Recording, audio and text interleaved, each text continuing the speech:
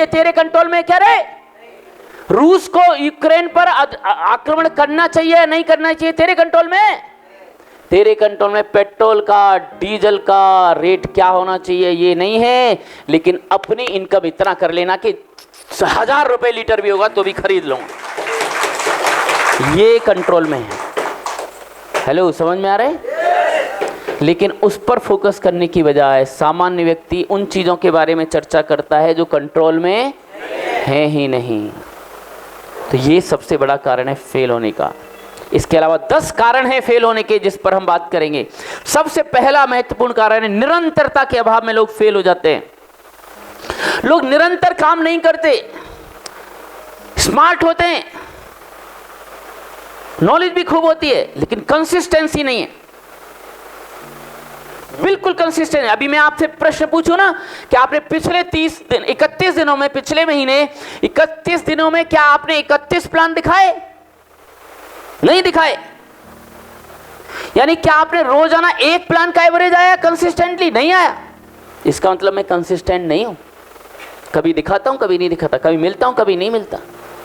क्या मैंने रोजाना अपनी दुकान ओपन की? क्या रोजाना मैंने टाई सूट लगा के फील्ड में निकला? क्या रोजाना मैंने सेलिंग की? क्या रोजाना मैंने प्रोस्पेक्टिंग की? क्या रोजाना मैंने किताबें पढ़ी? क्या रोजाना मैंने व्यायाम किया? रोजाना नहीं करते, लगातार नहीं करते, कंसिस्टेंटली नहीं करते। इसलिए अच्छे अच्छे स्मार्ट लोग भी जीवन में वो नहीं हासिल कर पाते जो कर सकते हैं, इस एक चीज के कारण, लैक ऑफ कंसिस्टेंसी। इसलिए निरंतर करिए काम को। पहला कारण कंसिस्टेंसी के कारण लोग फेल हो जाते हैं। दूसरा कारण संकल्प शक्ति के अभाव में। इच्छाएं बहुत लोगों की हैं। क्या आप अमीर बनना चाहते हो? यस। क्या आपकी कार लेने की इच्छा है? यस। इच्छाएं तो सबकी हैं। इच्छाओं से सफलता नहीं मिलती। इच्छा तो एक विष की समान है। विष मतलब अंग्रेजी वाला विष नहीं, अंग्रेजी वाला विष भाई, हिंदी वाला नहीं, विश। इच्छा है, भगवान ने चाहा तो पूरी की, नहीं तो नहीं की। लेकिन संकल्प, मुझे जीतूंगा, संकल्प शक्ति नहीं है लोगों में, केवल इच्छा ही इच्छा है। इसलिए लोग कामयाब नहीं होते। दूसरा बड़ा कारण है लोगों के फेल होने का। और तीसरा कारण है बहाना बनाते हैं। मेरे पास पैसा नहीं है, मेरे पास समय नहीं है, मेरे पास ये नहीं है, मेरे पास वो नहीं है, मेरे पास लोग नहीं है, मुझसे होगा नहीं, इस समय इकोनॉमी ज़्यादा गड़बड़ चल रही है, इस तरह की कंपनियों पे ये कोई विश्वास नहीं करता है। कोई ना कोई बहाना है इसके पास। लोग जुड़ जाते हैं तो काम नहीं करते, बहाने बनाते हैं। मेरे ना फैमिली में बड़ा ही प्रॉब्लम है। क्यों नहीं आए मीटिंग में? सर ना प्रॉब्लम चल रहा है मेरे फैमिली में। क्या प्रॉब्लम है सर? ना बच्चे हैं ना, बच्चे छोटे छोटे बच्चे हैं ना, तो बड़ी प्रॉब्लम है, इसलिए ना मीटिंग में नहीं आ पाता। अरे बच्चे प्रॉब्लम हो सकते क्या? बोलो। अरे बच्चे प्रॉब्लम हो सकते हैं क्या? और चलो मान भी लो प्रॉब्लम है, तो ये प्रॉब्लम पैदा किसने की?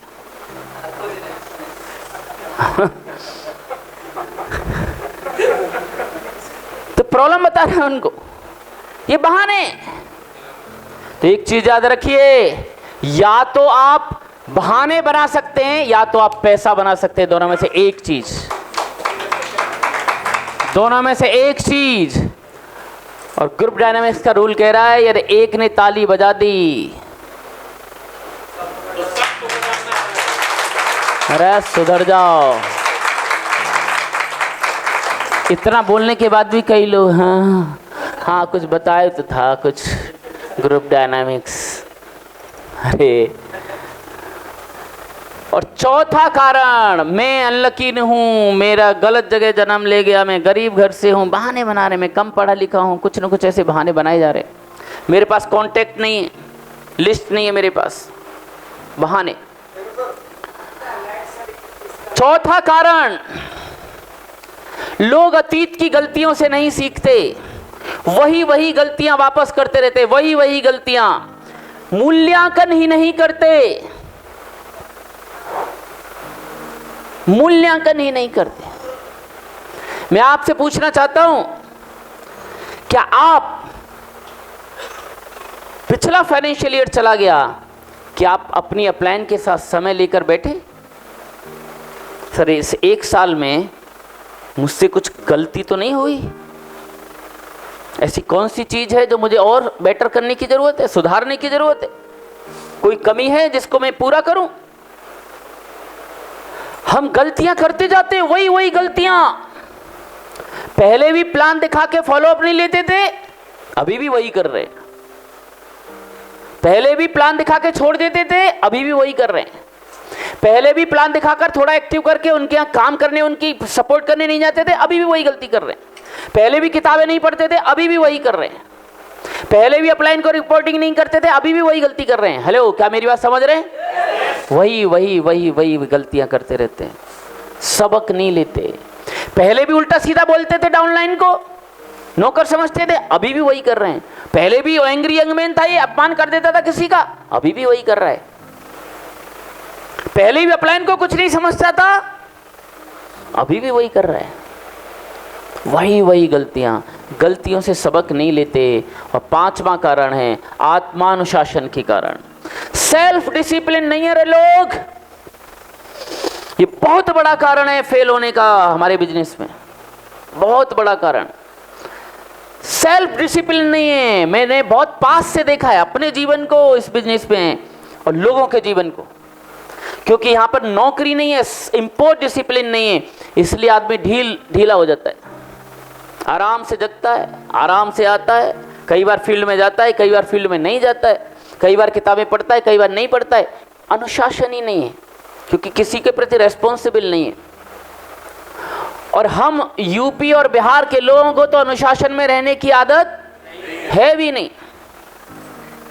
मैं भी यूपी का ही हूं, हाँ, बुरा ना मानो, होली चली गई है। हाँ, हम तो इतने मस्त हैं रे, हम वहीं गाड़ी खड़ी करते हैं जहां लिखा है नो पार्किंग, वहीं लगाते हैं। हम वहीं थूकते हैं जहां लिखा है थूकना, और वहीं हम बाइक लेकर एंट्री करते हैं जहां लिखा है नो एंट्री। और यहां तक करते हैं 3-3 लोगों को बिठाए रहते हैं, पुलिस वाला खड़ा रहता तो भी उधर से पुलिस वाला रोकता, रुके रुके, क्या रुकिए बतलिए, अरे यहीं तक जा रहा हूँ 50 मीटर, मतलब क्या वहां से जाऊं? नहीं साहब, अरे तू जानता नहीं है मुझे, हाँ अभी रुक, बात कराता हूँ। हाँ सिंह साहब, अरे ये क्या ठुल्ला है आपका खड़ा, ये देखिए, ये बताइए मुझे 50 मीटर जाना है और रोक रहा है, कौन बात करिए अभी, बात करो सिंह साहब से।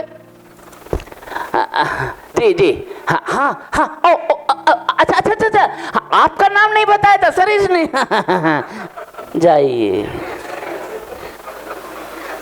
यदि वहां से घूम के जाता तो 5 मिनट एक्स्ट्रा लगता बस, लेकिन यहाँ 15 मिनट 20 मिनट जूझ रहा है, यहीं से जाऊंगा, यानी 5 मिनट एक्स्ट्रा नहीं लगाए इसने, 20 मिनट लगा दिए, क्योंकि अनुशासन को पालन करने की आदत,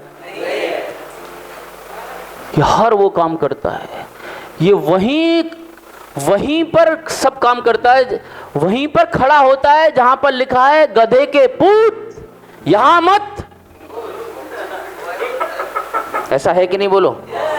है ही नहीं अनुशासन की आदत। हमारे यहां ऐसे दृश्य खूब देखे होंगे आपने, टिकट के लिए लाइन लगी है ट्रेन में, ट्रेन की टिकट के लिए, और 1-2 महापुरुष आते हैं, लाइन वाइन से उन्हें कोई मतलब नहीं, जरा दो रांची दीजिए, और वो पीछे से आवाज आती है, भाई साहब हम भी हैं, हाँ 2 रांची दीजिए सर। अरे भाई साहब हम, अरे तू शांत खड़ा रहे ना, 2 रांची दो भैया। ऐसे दृश्य देखे हैं आपने? और ऐसे दृश्य देखे नहीं है? आप में से कई महापुरुषों ने ऐसे दृश्य क्रिएट किए हैं, और एक ने बजा दिया तो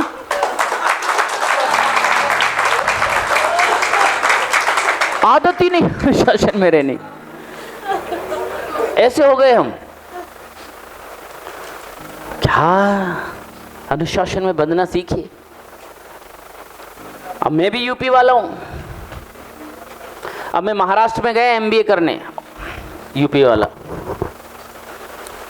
हमारे यहाँ बस आ जाए और बस में चढ़ना है तो क्या सिस्टम है, कहाँ से चढ़ना चाहिए? जहाँ से मौका मिले, ये रूल है ना।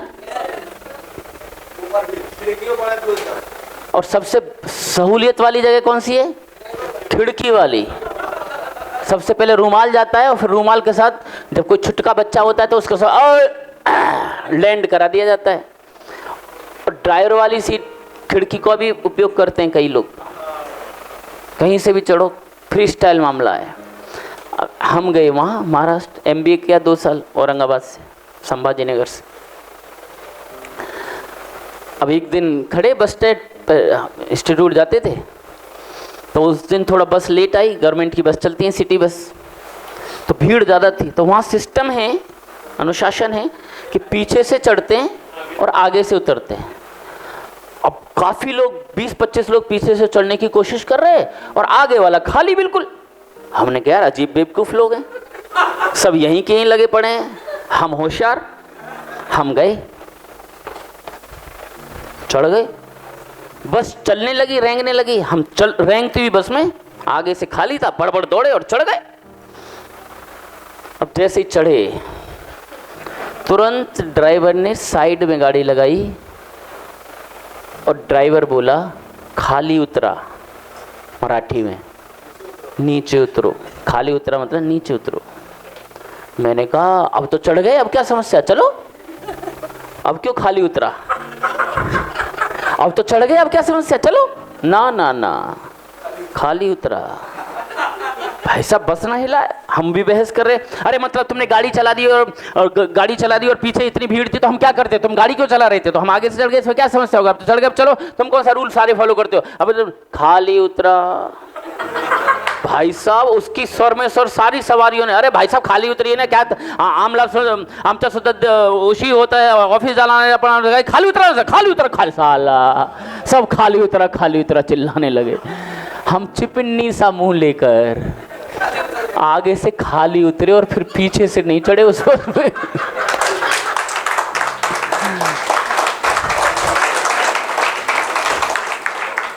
अब ये अनुशासन फॉलो करने के बाद, ये अनुभव के बाद, क्या जिंदगी में कभी मैं महाराष्ट्र में खास तौर से आगे से चढ़ूंगा?